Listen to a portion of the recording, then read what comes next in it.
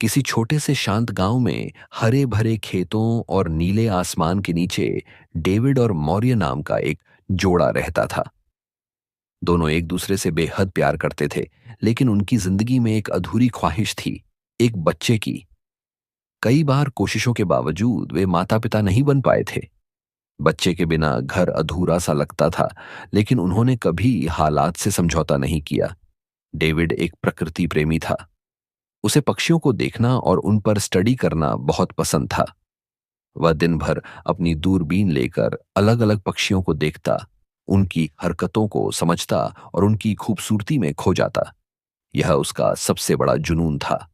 गांव के आसपास कई तरह के प्रवासी पक्षी आते थे, कुछ रंग बिरंगे, कुछ छोटे, तो कुछ विशाल पंखों वाले। डेविड उन्हें घंटों निहारता और अपनी डायरी में उनके बारे में नोट्स बनाता। मौर्य भी कभी कभी उसके इस जुनून में शामिल होती, लेकिन उसकी प्राथमिकता घर और अपने पति की देखभाल करना था। एक दिन रोज की तरह डेविड दूरबीन लेकर बगीचे में बैठा था। तभी उसने एक अलग तरह की आवाज सुनी, चिड़ियों के चहचहाने जैसी, मगर कुछ अलग। ऐसा लग रहा था जैसे कोई मदद के लिए पुकार रहा हो। जिज्ञासा से भरा डेविड तुरंत आवाज की दिशा में बढ़ा। जब वह झाड़ियों के पास पहुंचा तो उसकी आंखें हैरानी से फैल गईं। उसके सामने जो था वह उसने पहले कभी नहीं देखा था। एक छोटा सा इंसान, मगर पूरी तरह इंसान नहीं। उसकी बॉडी तो इंसानों जैसी थी, लेकिन उसके हाथ पंखों ने जैसे थे। शरीर भी काफी छोटा था, जैसे कोई परीखटा की किताब से निकला कोई किरदार। डेविड को अपनी आंखों पर यकीन नहीं हो रहा था। यह कोई सपना था या सच? कुछ देर तक वह वहीं खड़ा रहा। फिर धीरे धीरे उसने उस छोटे से प्राणी की तरफ हाथ बढ़ाया। वह डरा हुआ लग रहा था, मगर ज्यादा विरोध नहीं कर रहा था। डेविड को महसूस हुआ कि शायद यह मदद की तलाश में था। बिना ज्यादा सोचे समझे उसने उस छोटे पंखों वाले जीव को उठाया और घर की ओर चल पड़ा। जब डेविड घर पहुंचा और मौर्य को यह अनोखा प्राणी दिखाया, तो वह भी हैरान रह गई। उन्होंने अब तक कई तरह के पक्षी देखे थे, मगर ऐसा कभी कुछ नहीं देखा था। यह क्या है डेविड? मौर्य ने हैरत से पूछा। मुझे नहीं पता, लेकिन यह अनोखा है और मुझे नहीं लगता कि हमें इसे किसी को बताना चाहिए। मौर्य चिंतित थी। हमें पुलिस को खबर करनी चाहिए। हो सकता है यह किसी प्रयोगशाला से भागा हुआ कोई टेस्ट सब्जेक्ट हो। लेकिन डेविड ने मौर्य को शांत किया। अगर पुलिस को बताया तो वे इसे ले जाएंगे। हमें पहले इसे समझना चाहिए। धीरे धीरे वे उस छोटे प्राणी की देखभाल करने लगे। उसे एक गर्म टोकरा दिया गया जहां वह आराम कर सके। मौर्य उसे दूध की छोटी बोतल लाकर देती, मगर उसे समझ नहीं आता कि इसे कैसे पिया जाए। कुछ ही दिनों में उन्होंने महसूस किया कि यह एक लड़की थी, जो इंसानों और पक्षियों के बीच का कोई अनोखा रूप थी। उन्होंने उसे बर्डी नाम दिया। बर्डी धीरे धीरे घर के माहौल में ढलने लगी। वह मौर्य और डेविड के साथ रहने की आदी हो गई, मगर कभी कभी उसे बेचैनी होती। जब उसे टोकरी में रखा जाता तो वह घबराने लगती, जैसे किसी कैद में हो।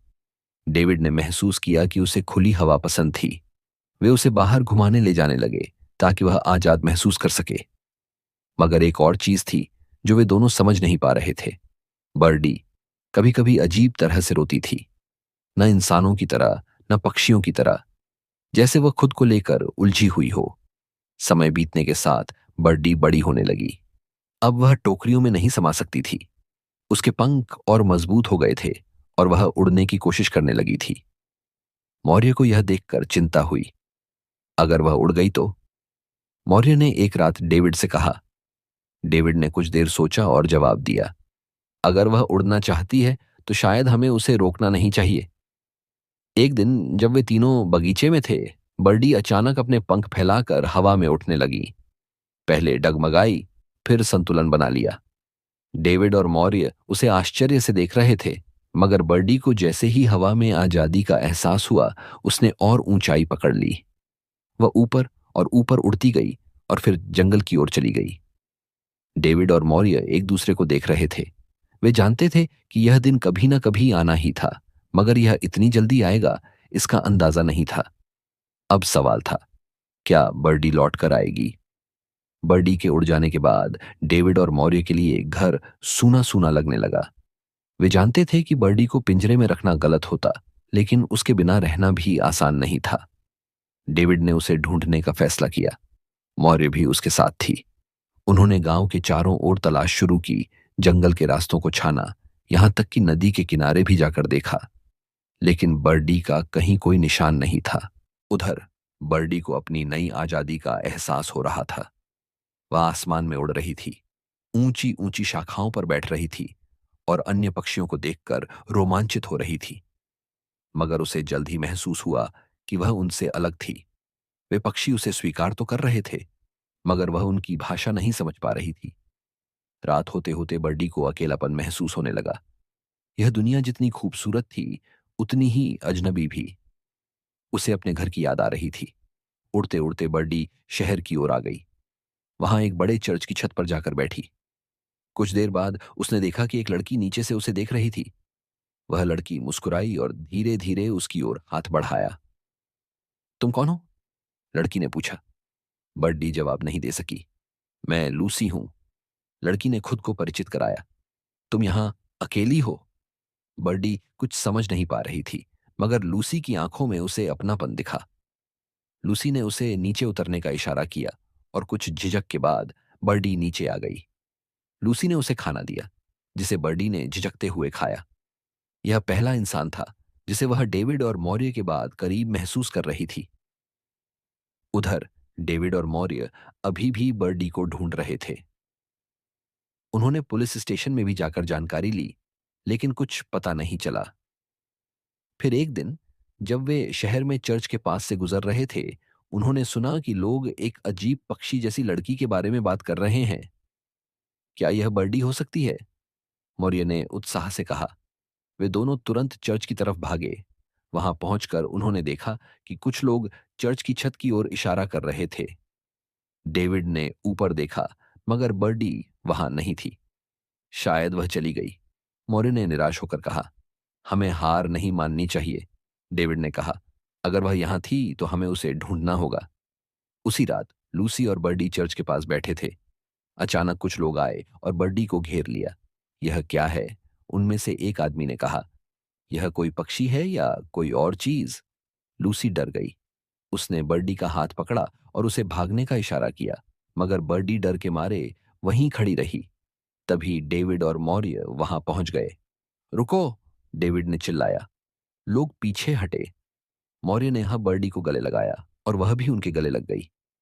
डेविड ने लोगों को समझाया कि बर्डी कोई खतरनाक जीव नहीं, बल्कि एक अनोखी बच्ची है। लोग धीरे धीरे वहां से हटने लगे। लूसी ने राहत की सांस ली और मुस्कुराई। तो यह तुम्हारे माता पिता हैं? बर्डी ने पहली बार हल्की आवाज में कहा। हाँ। अब जब बर्डी वापस आ गई थी तो सवाल यह था कि आगे क्या किया जाए। डेविड और मौर्य उसे दोबारा खोना नहीं चाहते थे, मगर वे यह भी जानते थे कि उसे कैद में रखना सही नहीं था। कुछ दिनों बाद बर्डी खुद डेविड के पास आई और उसने आसमान की ओर इशारा किया। तुम जाना चाहती हो? डेविड ने धीमे स्वर में पूछा। बर्डी ने धीरे से सिर हिला दिया। मौर्य की आंखों में आंसू आ गए, मगर उसने बर्डी को गले लगाया। हमेशा याद रखना, तुम जहां भी रहो, हमारा दिल तुम्हारे साथ होगा, मौर्य ने कहा। अगली सुबह डेविड, मौर्य और लूसी बर्डी को खुले मैदान में लेकर आए। बर्डी ने सबकी ओर देखा, फिर धीरे धीरे अपने पंख फैलाए। एक हल्की हवा चली और वह ऊपर उठने लगी। हमेशा खुश रहना, मौर्य ने चिल्लाया। बर्डी ने एक आखिरी बार नीचे देखा, फिर ऊंचाइयों की ओर उड़ चली। डेविड, मौर्य और लूसी उसे तब तक देखते रहे जब तक वह आसमान में कहीं खो नहीं गई। और इस तरह बर्डी अपने सफर पर निकल पड़ी, आजाद, खुश और अपने असली घर की तलाश में।